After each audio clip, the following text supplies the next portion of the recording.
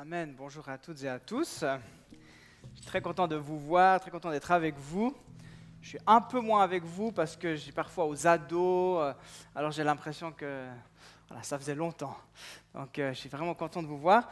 Avant de commencer, je voulais juste mentionner deux choses. C'est que tout à l'heure, il y a un quartier libre. Donc il y a toute une équipe qui est en train de se préparer. Donc merci de prier pour l'impact que nous pouvons avoir dans ce quartier.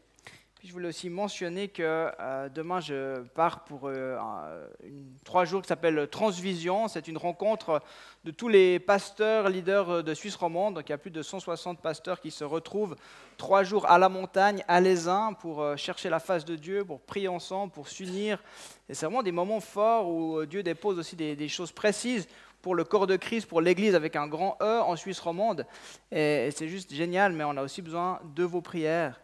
Et c'est des temps, des moments à part où je suis convaincu que le Seigneur veut parler.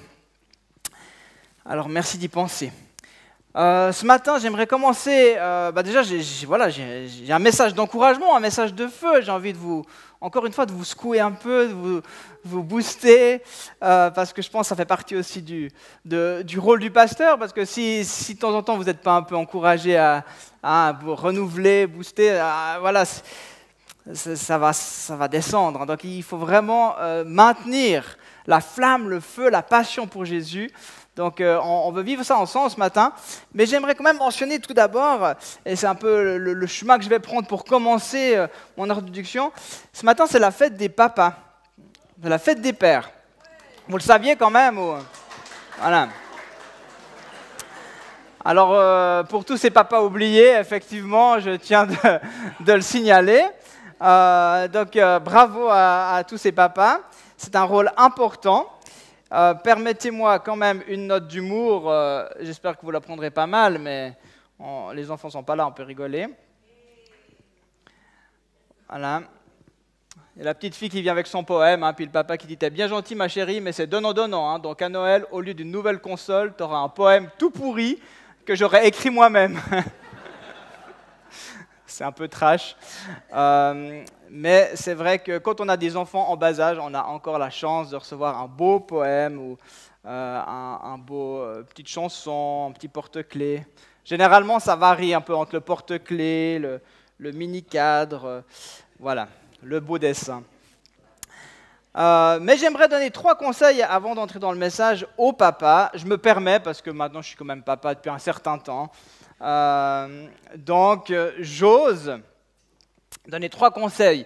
Verbalisez, manifestez votre amour.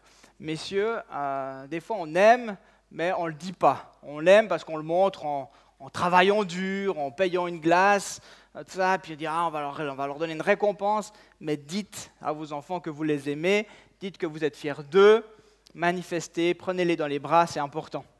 Deuxièmement, jouez avec vos enfants. Ça peut paraître bête, mais en fait, il y a tellement de choses qui passent avant. Et puis, la relation, elle se construit alors qu'on joue. Voilà, par exemple, nous, on fait du hockey. Nous, c'est notre truc, on aime bien, je mets les rollers, et puis on joue au hockey avec les rollers. Même Johanna, qui a 5 ans et demi, elle a sa canne, elle a ses rollers. Et puis, on joue ensemble, et puis on essaie de le faire quasiment toutes les semaines. S'il fait beau, le temps le permet, on y va. Ça, c'est notre truc à nous. Mais qu'est-ce que vous avez, vous? Qu'est-ce que vous pouvez faire pour jouer avec vos enfants? Ça vaut la peine. Des fois, il me tire un peu. Imaginez le dimanche après-midi, une fois que j'ai bien prêché, je rentre à la maison, puis enfin, il y a ça se détend. Là, j'aurais juste envie d'aller dormir. Puis, papa, on va dehors, on va faire du roller. Ouais. C'est pas toujours le grand enthousiasme, mais ça vaut la peine d'y aller, ça vaut la peine de le faire. Et puis, soyez présents. Vous êtes à la maison. Quand vous êtes à la maison, soyez vraiment présents. Des fois, on peut être là sans être là. Et puis c'est souvent ce que nos épouses nous reprochent, c'était là mais t'es pas là. Alors soyez là, intéressez-vous à ce qui se passe dans la vie de famille, intéressez-vous à vos enfants, posez des questions, racontez aussi des choses. Parce que des fois les papas ils disent rien, ils disent pas ce qu'ils vivent, ils racontent pas ce qui se passe au boulot. Alors bien sûr peut-être des choses qu'on peut pas dire, mais dites-leur un peu ce que vous vivez, racontez. C'est aussi important et ça donne un bon modèle. Alors, ce qui n'est pas évident en tant que parent, puis encore plus en tant que parent chrétien, c'est lorsqu'on prend conscience de la trace qu'on laisse dans la vie de nos enfants. hein, et c'est vrai que les pères ont un rôle essentiel, bien sûr, les mamans aussi, mais je suis convaincu que les papas ont un rôle essentiel dans la construction de l'identité de leurs enfants. Et le papa, il vient poser comme un fondement d'amour une sécurité qui est vraiment importante pour la suite. Mais on ne se rend pas toujours compte de ce qu'on laisse, hein, des traces qu'on laisse dans la vie de nos enfants, des héritages, puis parfois, ces héritages, ils sont bons, et d'autres fois, ils sont un peu moins bons. Donc, on doit faire un peu le tri. Moi, j'aime bien me souvenir de la première fois où j'ai pris conscience que ma manière de jouer avec mes enfants était l'héritage de mon père. Donc, si je jouais aux petites voitures avec mon fils aîné, il fallait que tout soit correct. C'est-à-dire, on prend la voiture, on suit le circuit, on suit la route, on parque bien, on joue bien. Hein? Et puis, j'ai entendu une fois un orateur qui parlait de la masculinité, tout ça, et puis il racontait en fait que sa femme, elle était un peu comme moi. Et puis ça l'énervait parce que son fils, il prenait les deux voitures, puis il faisait bam, bam, bam. Et puis elle dit, mais non, mais joue correctement, arrête de faire ça, casse pas la voiture. Et puis lui, il lui a dit, mais en fait c'est normal, c'est un garçon, puis il exprime, et puis faut pas que laisse-le faire. Puis du coup, il lui a acheté plus de voitures. Hein, c'était une bonne manière de faire. Mais voilà, c'est intéressant parce que moi, quand je joue, je construis un train en bois, je vais prendre 1h30 pour construire le circuit, et puis tout est nickel. Il faut qu'ils jouent dans le bon sens, et puis, puis eux, ils arrivent, puis en fait, ils me le défont en 2 secondes, puis ils passent le train par-dessus l'autre. Il y a des aiguillages pour ça, non? Hein? Donc j'ai dû comprendre qu'il faut lâcher prise, il faut laisser faire. Mais c'était intéressant de dire, en fait, c'est des schémas des fois qu'on répète, puis qui peuvent nous brimer un peu. Ça brime leur créativité, ça brime un peu leur expression. Donc il faut prendre conscience de toutes ces choses. Mais j'aimerais vous poser une question.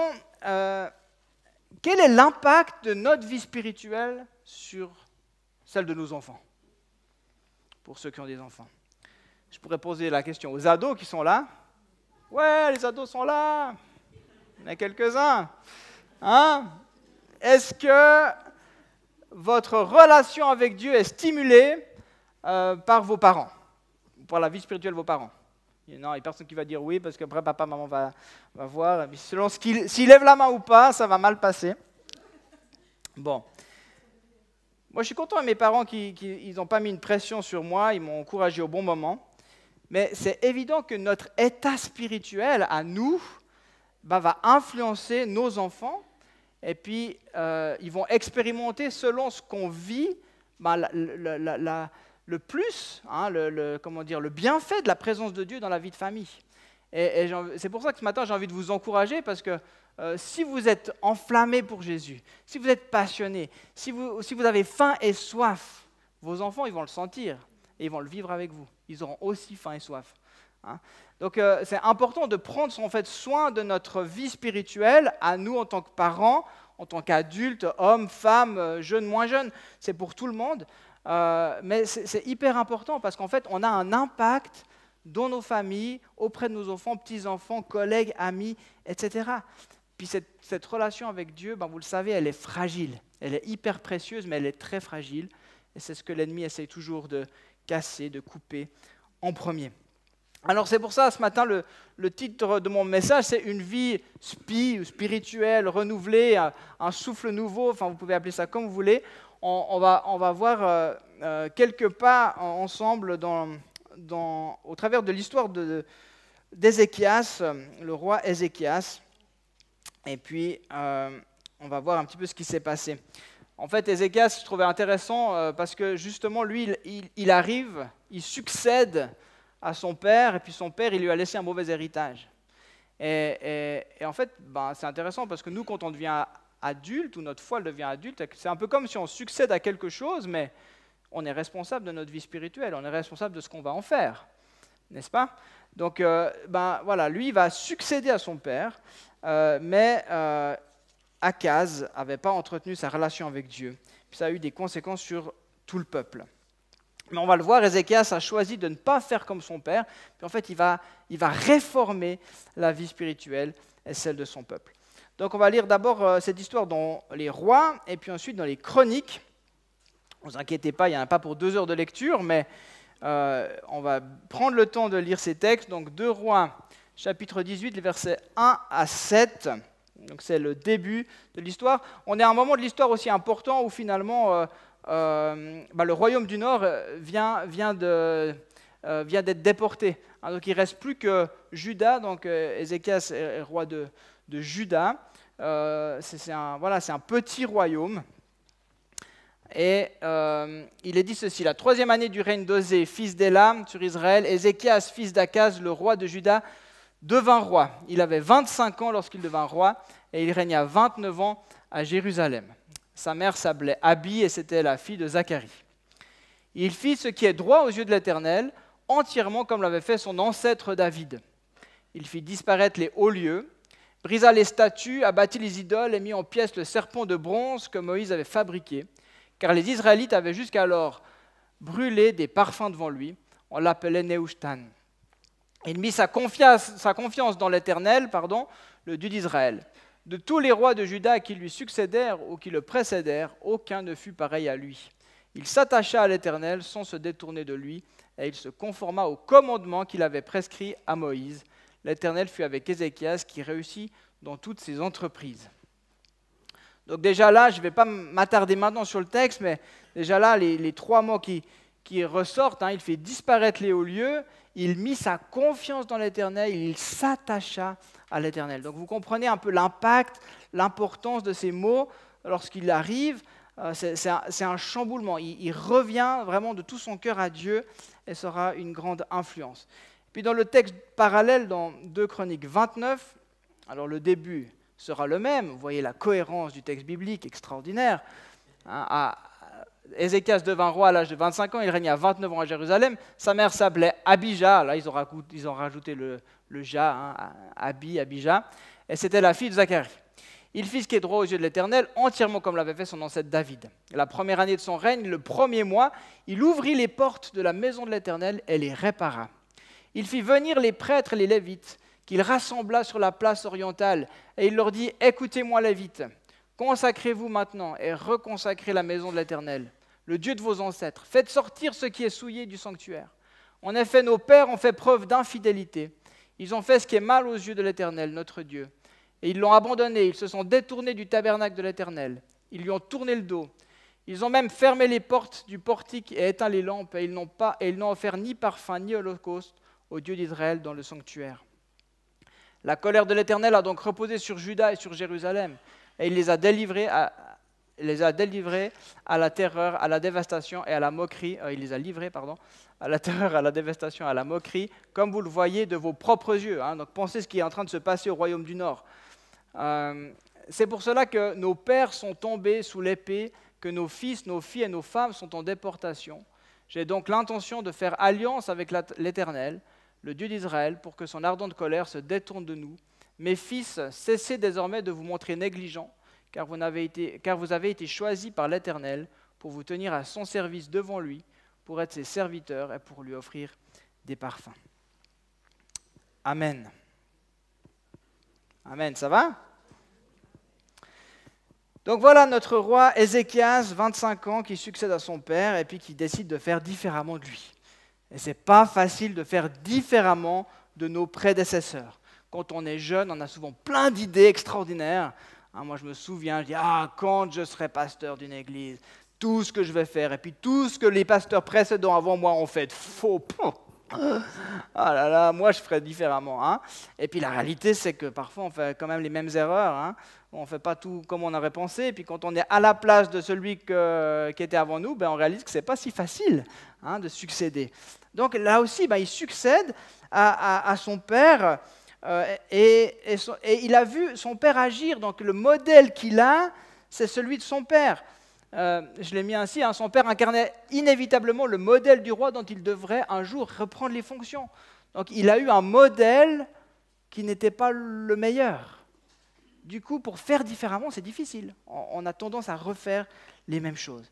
Mais Ézéchias est décidé de faire autrement. De plus, Ézéchias, non seulement il devient roi, il est jeune, mais il n'est pas roi de n'importe quoi, de n'importe quel pays.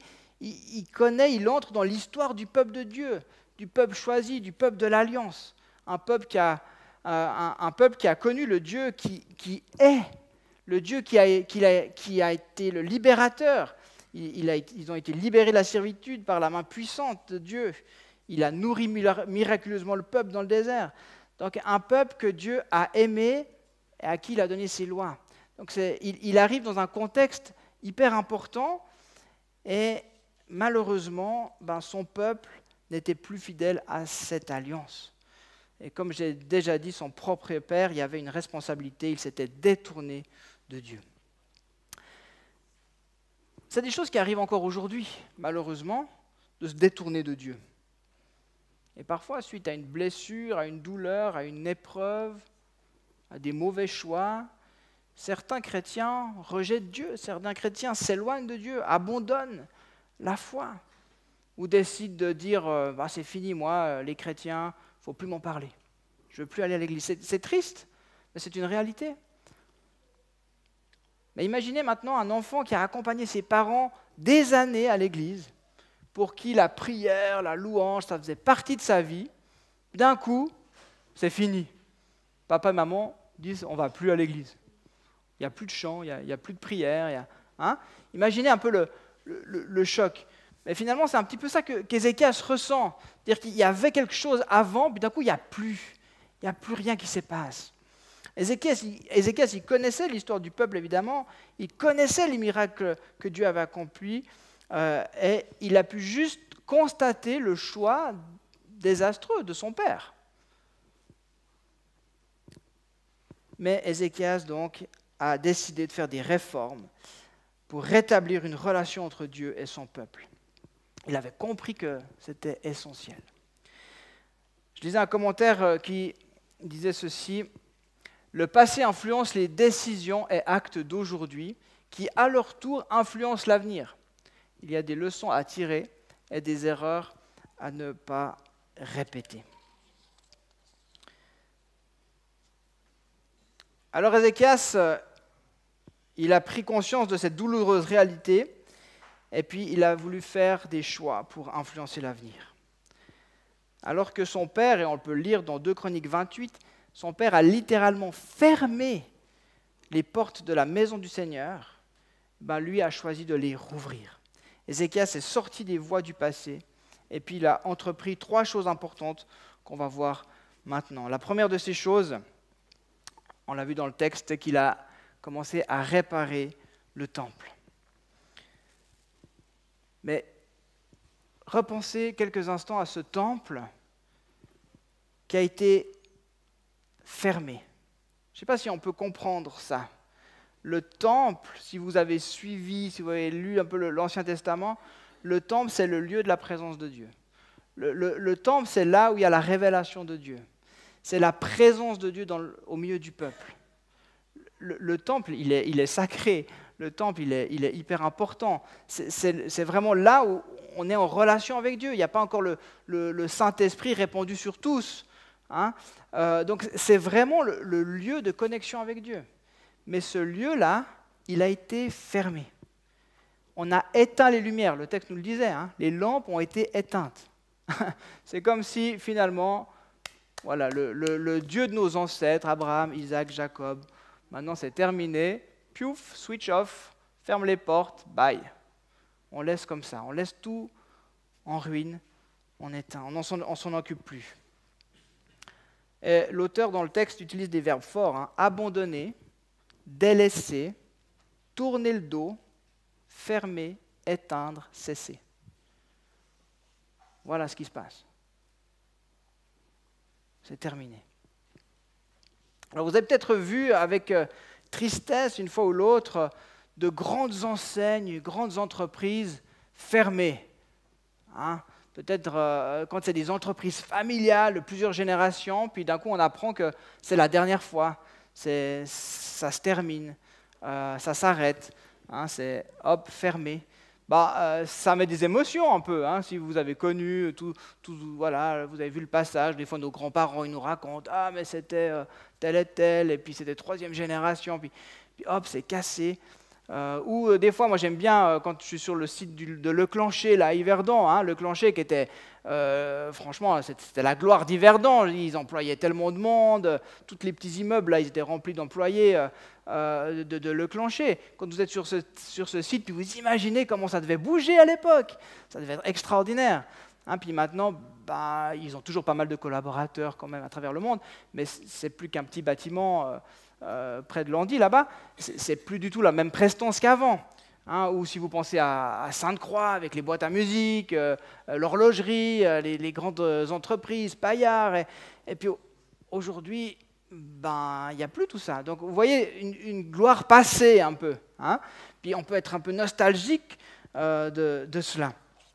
Puis on peut même faire un petit parallèle pour y penser à ces habitants de Blatten, hein, qui finalement peuvent repenser à leur village et aujourd'hui qui est enseveli. Hein, et puis aujourd'hui, il n'y a plus rien.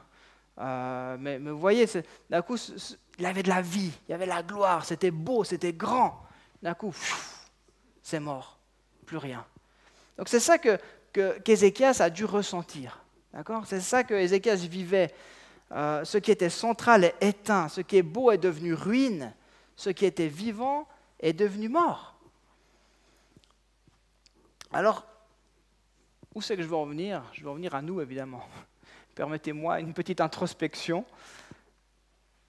Dans quel état est votre habitation intérieure ? Aujourd'hui, nous sommes le temple. La Bible nous dit nous sommes le temple du Saint-Esprit, 1 Corinthiens 6, 19.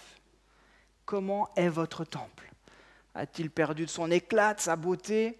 Est-il recouvert par autre chose ? Y a-t-il encore la lumière de sa présence ? Ça peut paraître bizarre de poser ces questions alors que vous êtes là ce matin, au culte. Ben évidemment, vous êtes là. Évidemment. Mais je ne prends pas ça pour acquis, en fait. Parce que des fois, on peut venir régulièrement le dimanche, puis à l'intérieur, on est un peu mort. À l'intérieur, il n'y a plus grand-chose qui se passe. La passion, l'amour, le premier amour, il n'est plus vraiment là. Et puis justement, en fait, qu'est-ce qui se passe dans ma maison la semaine ? Est-ce que j'ai cet enthousiasme, cette soif, cette envie de partager avec ma famille, mes amis ? Est-ce que j'ai envie de m'attacher, de m'attacher à ce Jésus ? Est-ce que je veux continuer à le connaître ? Ou finalement, voilà, j'avance, puis on verra bien, puis je ne me pose plus trop de questions en fait. Donc c'est pour ça que j'ose vous poser cette question-là. Il n'y a rien de pire que de laisser une maison inhabitée. D'ailleurs, si vous voulez un jour déménager, acheter une maison, renseignez-vous depuis quand elle était inhabitée. Vous savez, quand une maison est inhabitée, en fait, c'est là que la rouille arrive, c'est là que vous mettez de l'eau, il n'y a plus d'eau, les joints pètent, il y a plein de choses qui se passent quand ce n'est pas utilisé. Ça laisse la place au calcaire. Une maison a besoin de vie. Elle est faite pour contenir la vie. Puis c'est la même chose pour nous. On a été créés pour contenir la vie de l'Esprit de Dieu. Et si notre temple il demeure vide de sa présence, alors quelque chose va remplir ce vide.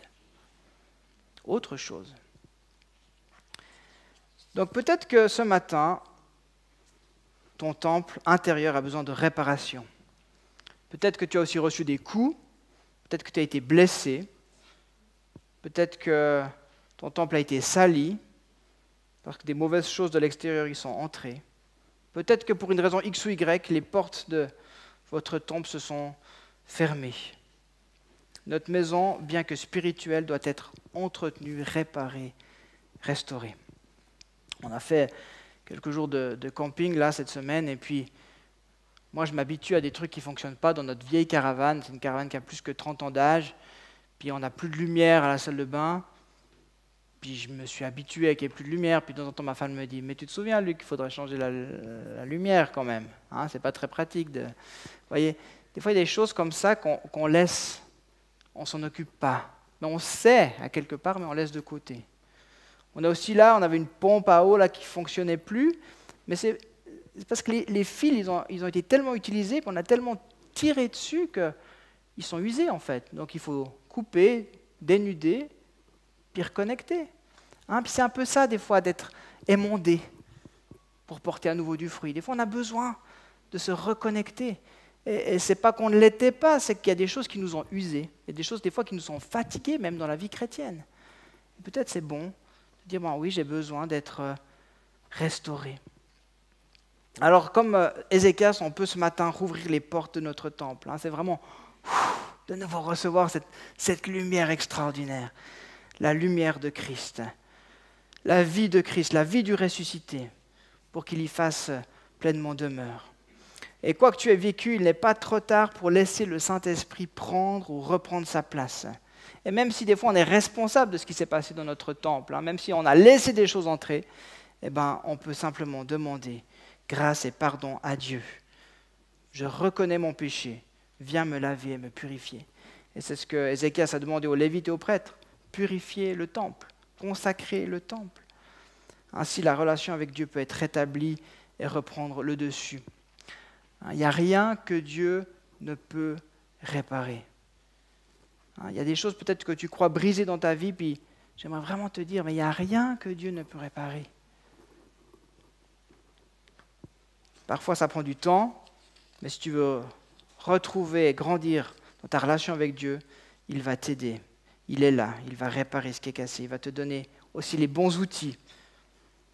C'est lui qui te donne les outils, mais il va faire avec toi.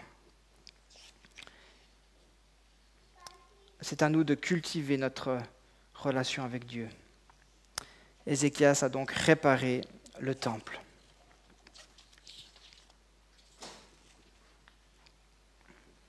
Ça va, vous êtes encore avec moi? Puis, qu'est-ce qu'il a fait ensuite, Ézéchias? Eh bien, il a rétabli l'adoration.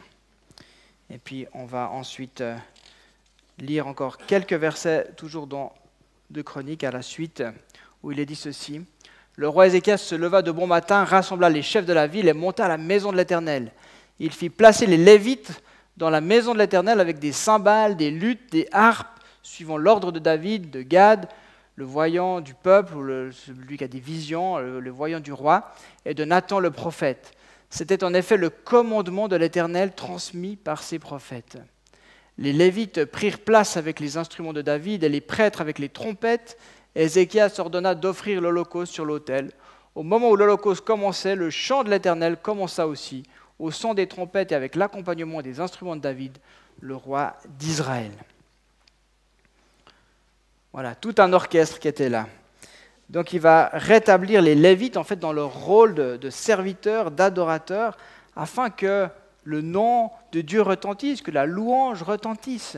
Et la louange, c'est la vie.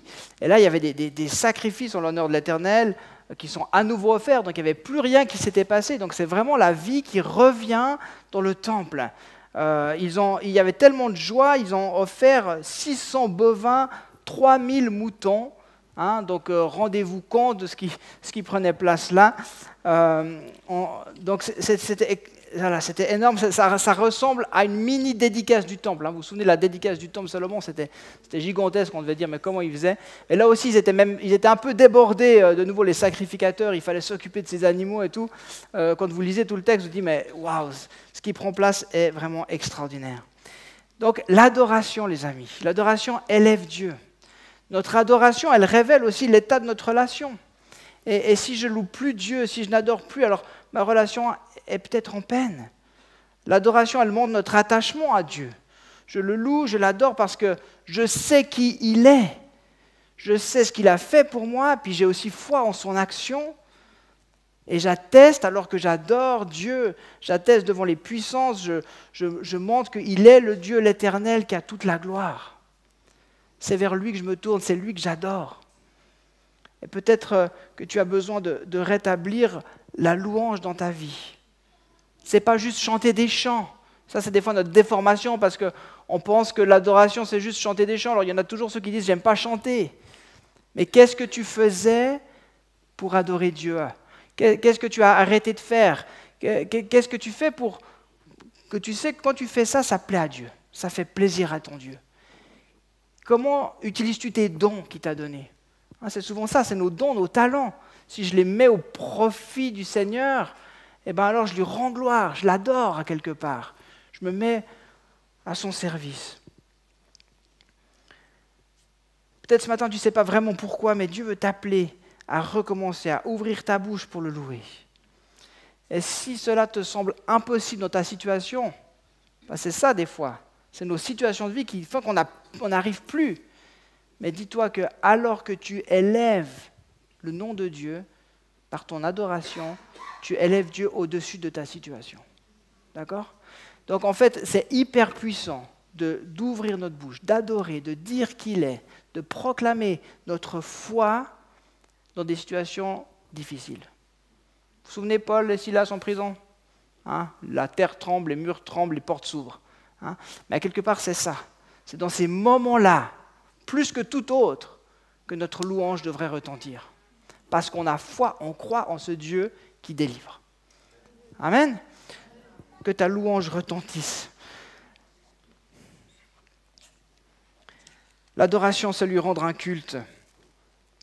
Et peut-être, vous le savez, moi je ne suis pas très latin, mais le culte en latin, ça vient de cultus, qui veut dire cultiver. Et c'est intéressant, finalement. Rendre un culte, c'est aussi cultiver. C'est cultiver notre relation avec Dieu. Et quand on cultive notre relation avec Dieu, il y a un fruit, c'est certain. Troisième chose qu'Ézéchias fait, on avance, il n'y a pas plus que 3 points, il renverse les hauts lieux. Et je relis simplement ce qui était dit dans 2 Rois 18, 4, il fit disparaître les hauts lieux, brisa les statues, abattit les idoles et mit en pièces le serpent de bronze que Moïse avait fabriqué, car les Israélites avaient jusqu'alors brûlé des parfums devant lui, on l'appelait Nehushtan. Alors, dans le contexte, les hauts lieux sont véritablement des lieux qui surplombaient la ville, qui étaient voués à l'adoration de faux dieux, d'idoles, de déesses comme Asherah, déesse de la fécondité. Et le fait d'être en hauteur démontrait une forme d'autorité, d'emprise. Donc imaginez une ville entourée un peu de collines, et puis en haut, il y a ces stèles, il y a ces idoles, il y a ces idoles qui sont là. Alors, en Suisse, on peut dire qu'on a de la chance. La plupart des montagnes, elles ont quoi? Elles ont une croix, d'accord? Mais imaginez la même chose, puis finalement, vous n'avez pas une croix, mais vous avez une statue. Vous avez un Bouddha. Vous avez peut-être un piquet où c'est écrit « Au Dieu de l'argent ». C'est pas mal pour la Suisse, ça, « Au Dieu de l'argent ». Mais imaginez l'emprise quand même. C'est violent. Donc voilà, c'est ça qu'il y avait. Et Ézéchias ne peut pas laisser ça, ne supporte pas ça.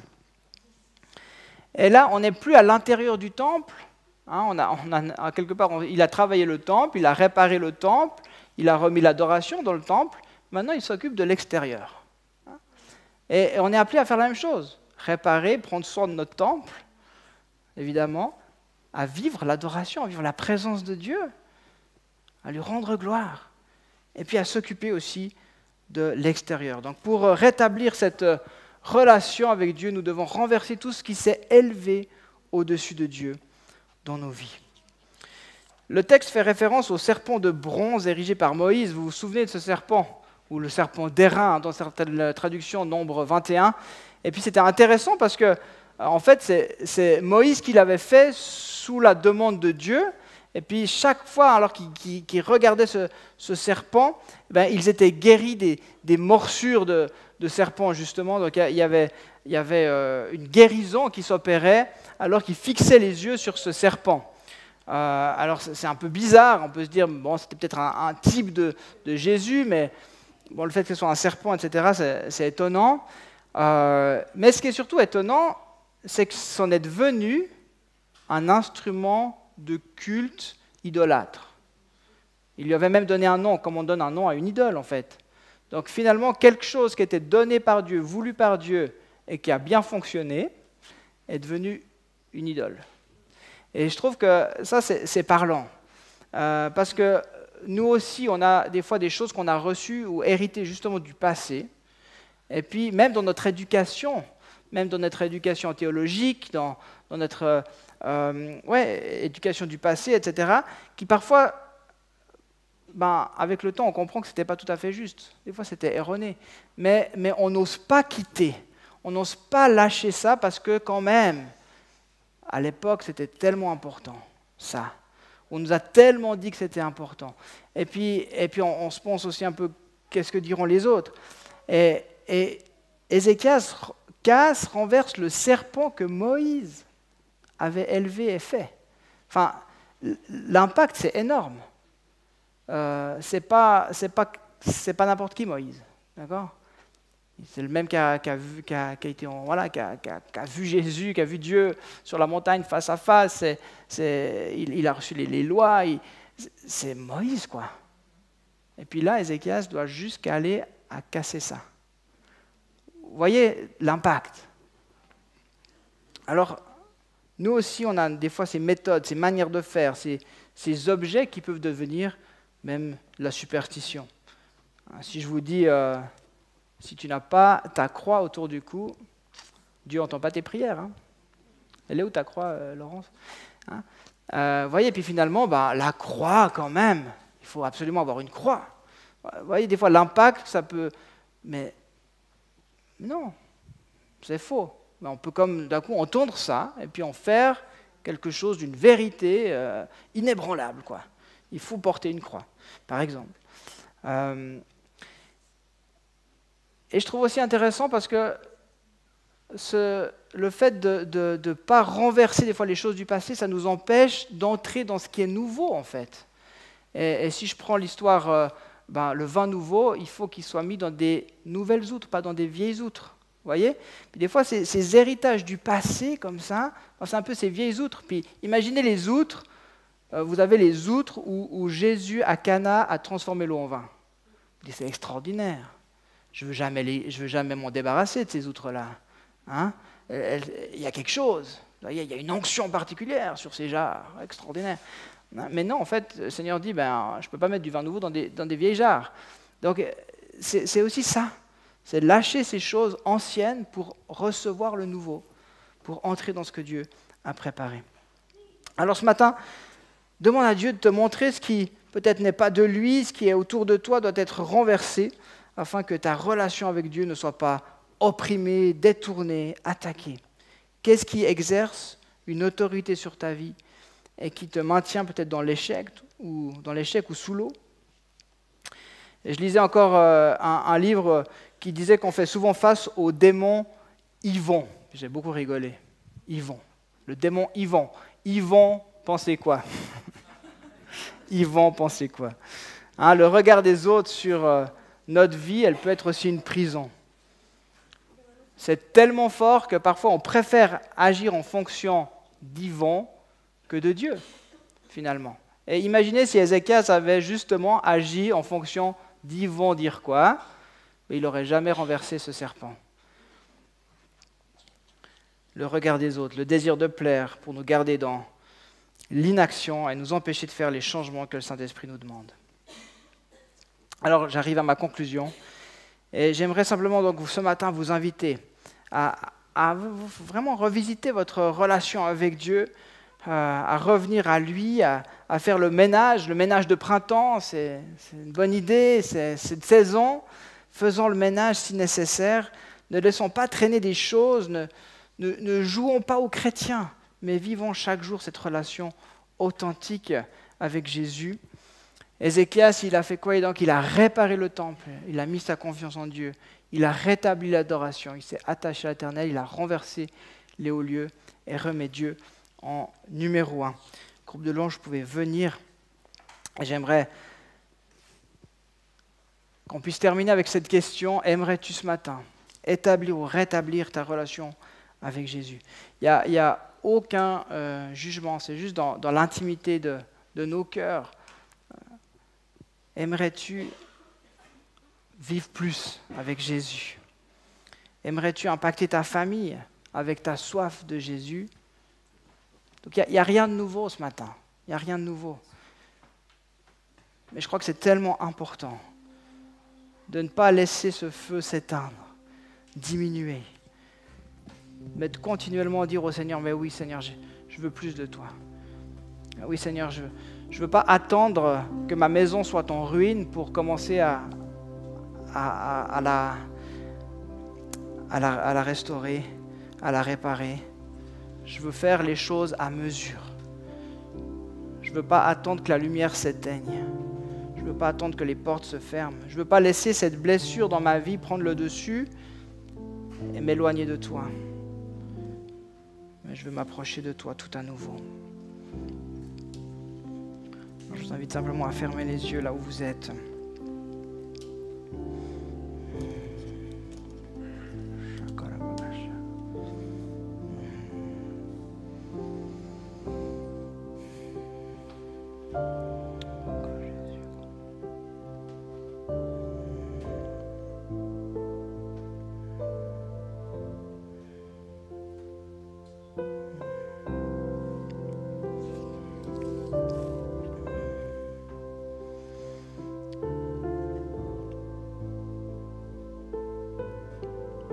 Demeurez en moi, dit Jésus, et je demeurerai en vous. Le sarment ne peut pas porter de fruits par lui-même, sans rester attaché au cep. Il en va de même pour vous si vous ne demeurez pas en moi. Je suis le cep, vous êtes les sarments. Celui qui demeure en moi et en qui je demeure porte beaucoup de fruits, car sans moi vous ne pouvez rien faire. Alors que Ézéchias a fait tous ces changements, il a réparé, rétabli, renversé. La parole nous dit « Ainsi fut rétabli le culte au temple de l'Éternel ». Seigneur, je prie que ce soit de même pour nous ce matin, alors que nous prenons le temps de regarder à l'intérieur de nos cœurs. Ce n'est pas toujours agréable. Mais Seigneur, merci parce qu'avec ton amour, ta douceur, tu viens réparer, tu viens rétablir, tu viens souffler ta vie ce matin. Tu viens redonner cette joie de l'adoration, de la louange. Seigneur, merci parce que tu viens, par ta puissance, renverser tout ce qui a pris une place trop grande, qui s'est positionné au-dessus de toi. Et Seigneur, tu nous appelles à rétablir ce culte, cette relation avec toi, à cultiver cette relation avec toi ce matin. Seigneur, tu vois dans le secret des cœurs, Seigneur, tu connais ce que chacune vit. Saint-Esprit, merci de rejoindre maintenant. Merci pour ce souffle nouveau que tu veux donner. Jésus. Peut-être tu avais l'habitude d'écouter de la louange, mais depuis quelque temps, t'écoutes plus la louange. Tu mets plus de louange dans ta maison, plus de louange dans ta voiture. Le Seigneur te dit, recommence, recommence, rallume.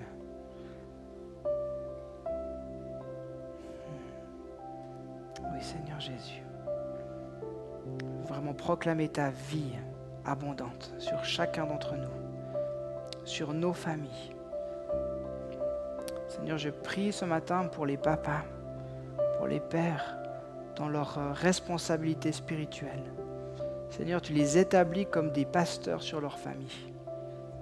Et Seigneur, je prie qu'ils puissent prendre cet appel au sérieux.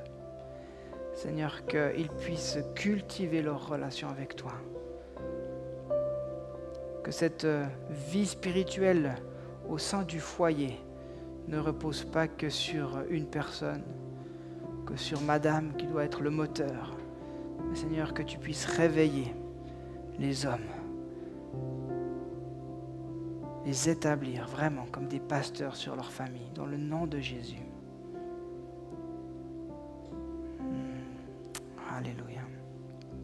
vous invite à prendre ce chant ensemble. Je vous invite à vous lever là où vous êtes, si vous le pouvez. On va terminer avec ce chant, un souffle nouveau.